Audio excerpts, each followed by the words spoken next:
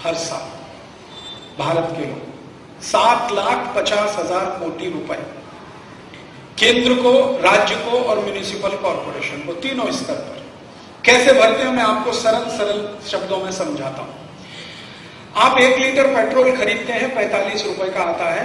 आपको मालूम है 1 लीटर पेट्रोल मात्र 12 रुपए का बनता है।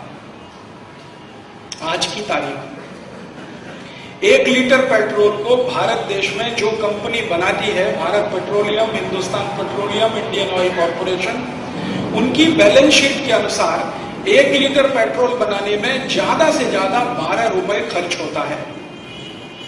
7 रुपए खर्च होता है कच्चा तेल खरीदने में 1 लीटर, 5 रुपए खर्च होता है 1 लीटर कच्चे तेल को 1 लीटर पेट्रोल बनाने में। लगभग 12 रुपए लीटर में पेट्रोल बनता है। अब उस पर 33 रुपए महाराज जी टैक्स लगता है। 12 रुपए लीटर में जो पेट्रोल उत्पादन होता है उस पर 33 रुपए टैक्स का लगता है।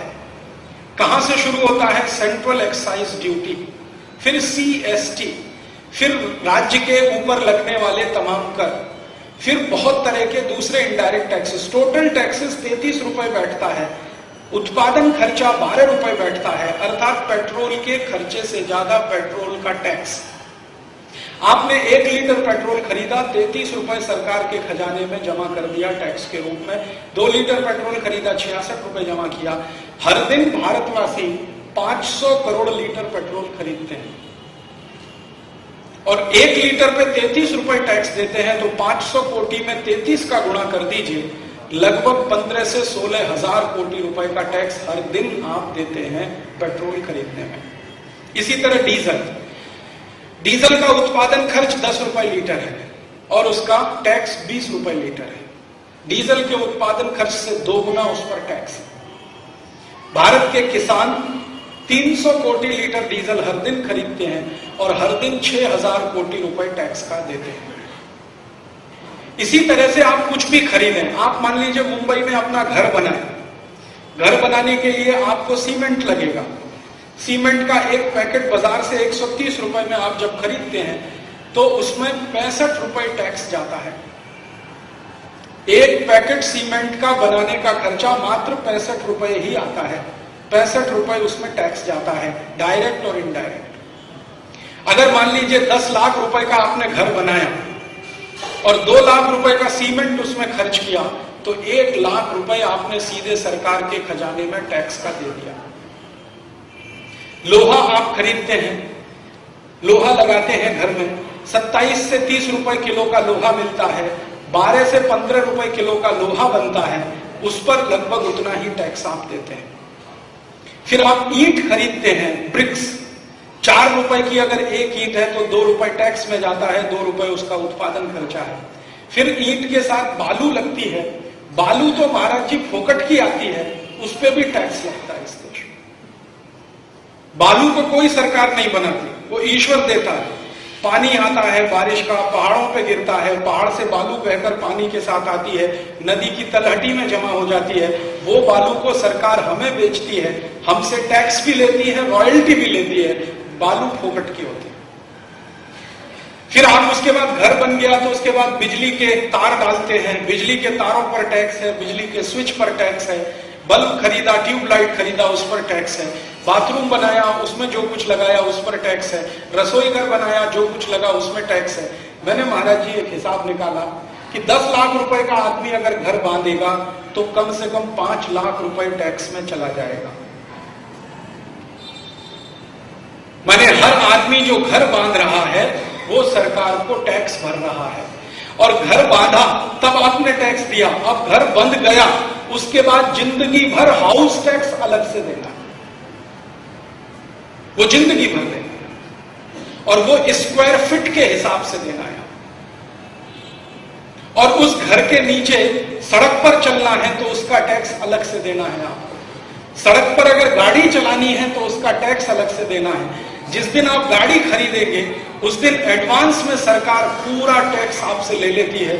अब वो रोड टैक्स के नाम पे आप दे देते हैं, फिर वही गाड़ी को जब सड़क पर लेकर जाते हैं तो टोल टैक्स अलग से भरना पड़ता है। और वो टोल टैक्स का तो इतना बुरा हाल है महाराज जी मुंबई से अगर पूना चले जाए एक्सप्रेस हाईवे से तो 140 रुपए टोल टैक्स, 140 रुपए जाना, 140 रुपए आना। जितना डीजल खर्चा नहीं होता उससे ज्यादा उस पर टैक्स लग जाता है। रोड टैक्स दिया, फिर टोल टैक्स की क्या जरूरत है? टोल टैक्स अलग से देना है, रोड टैक्स अलग से देना है, फिर उसमें सरचार्ज अलग देना है, सेस अलग देना है। इतने इतने तरह के टैक्स सरकार हमसे ले रही है, फिर भी सरकार का पेट नहीं भर रहा है, फिर भी पेट नहीं भर रहा है। हर साल कोई नया टैक्स, हर साल कोई नया टैक्स, हर साल कोई नया टैक्स, हर साल कोई नया टैक्स। और मैं सरकार के नेताओं से जब बात करता हूं कि आपको शर्म नहीं आती है, चुल्लू पर पानी में डूब मर जाओ तुम सब लोग, इतने हरामखोर हो। हम तुमको हर साल 7.5 लाख कोटी रुपए टैक्स भरते हैं और तुम हमको बीज नहीं दे सकते, बिजली नहीं दे सकते, पानी नहीं दे सकते, रहने को घर नहीं दे सकते, चलने को सड़क नहीं दे सकते, खाने को रोटी नहीं दे सकते। ऐसे हाल इस देश में।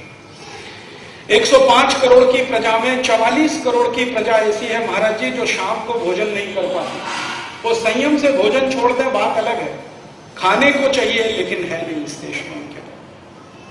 50% आबादी हमारे देश की है जिसके लिए शिक्षा की कोई व्यवस्था नहीं है।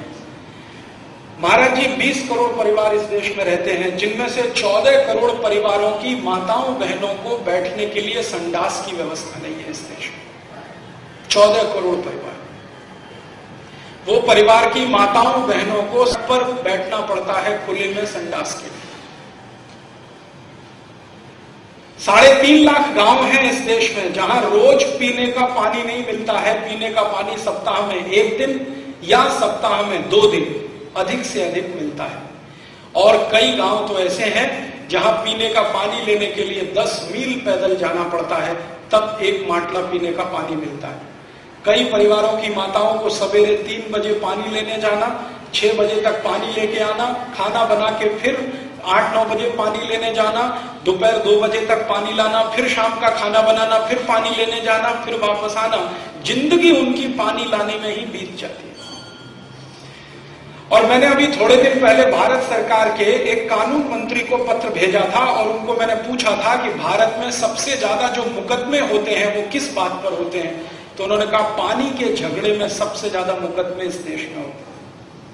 नल के सामने सबका बाल्टी लगा हुआ है, पहले मुझे लेना कि पहले तुम्हें लेना, इसी में झगड़ा होता है और इसी में FIR होती है।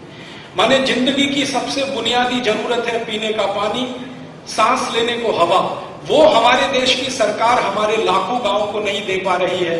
इनको 7.5 लाख करोड़ रुपए टैक्स लेने का अधिकार क्या है? ये बात जब मैं उनसे कहता हूं, नेताओं के मुंह से कोई बात नहीं निकलती है, जवाब नहीं देते हैं। मैं कहता हूं उनको कि भाइयों तुम्हारी उस दिन तक जय जयकार है जिस दिन जिस दिन तक इस देश की प्रजा सो रही है। जिस दिन उसको मालूम हो गया कि 7.5 लाख कोटी रुपए वो टैक्स भरते हैं और उसके बाद पीने का पानी नहीं मिलता, चलने को सड़क नहीं मिलती, खाने को रोटी नहीं मिलती, वो आपकी बोटी नोच के खा जाएंगे इस देश में। तुम उस दिन तक ईश्वर से प्रार्थना करते रहो जब तक इस देश की प्रजा को ये माहिती नहीं है। जिस दिन ये माहिती होना शुरू हो गई उस दिन इस देश की प्रजा तुमको सड़क पे खड़ा नहीं रहने देगी। ऐसे हमारे देश में हरामखोरी का शासन आया है। आजादी के पहले जितनी हरामखोरी होती थी, आजादी के बाद उससे कई गुनी ज्यादा हो गई है।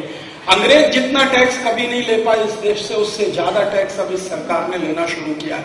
और इतना टैक्स लेने पे भी दिल नहीं भरता उसका। मैं भारत देश की सरकार की तुलना एक दारू पीने वाले पति के साथ करता हूं। एक शराबी पति होता है, वो रोज अपनी बीवी के पास आता है और कहता है कल से दारू नहीं पीऊंगा, आज पैसा दे दे पीने के। बीवी सोचती है कल सुधर जाएगा, चलो आज दे दो। वो बीवी से लेके जाता, अगले दिन फिर आता, कहता कल से दारू नहीं पीऊंगा, आज और दे दे। फिर कल उसका कभी आता नहीं। भारत सरकार की यही हालत है, दारूबाज पति के जैसी। जो भारत के नागरिकों के सामने सरकार आती है, कहती है आज ये टैक्स दे दो, 2 साल के बाद हटा देंगे, 3 साल के बाद हटा देंगे, 5 साल के बाद हटा देंगे, लेकिन वो कभी हटता नहीं।